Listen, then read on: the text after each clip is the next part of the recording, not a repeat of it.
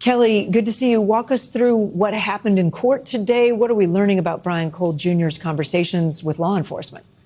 Well, there are certainly some substantial updates in what we know about Brian Cole and his interactions with law enforcement. Since the time he was taken into custody yesterday, the court today learned that he spent 4 hours giving information, answering questions, and based on our reporting, according to 3 sources who are familiar with this, he confessed to planting the bombs. Now, of course, he retains all his right to be presumed innocent going forward, but it gives you a sense of the kind of interaction that is happening.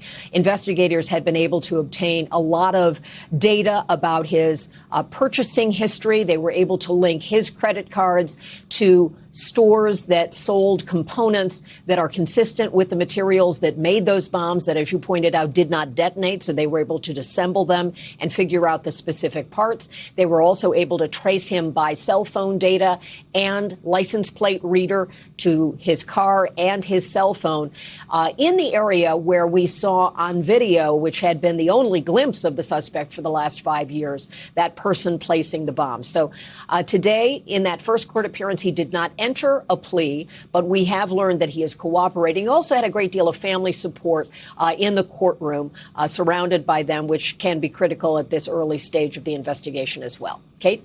Kelly, thank you. I know we may not know much about his thinking, just that he has confessed to doing this. Do we understand why both Republican and Democratic Party headquarters?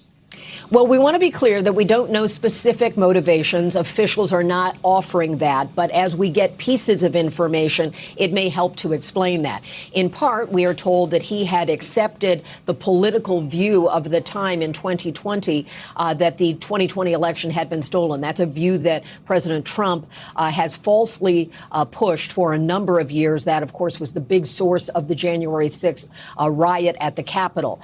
During that time period, there was frustration at both parties because of the election. Democrats who handled elections and Republicans who, in a place like Georgia, as an example, they had been election officials in the Republican Party, but did not accept the president's attempts to find extra votes in that state. Again, we don't know the motivation, but that gives us a sense of what some of his views are.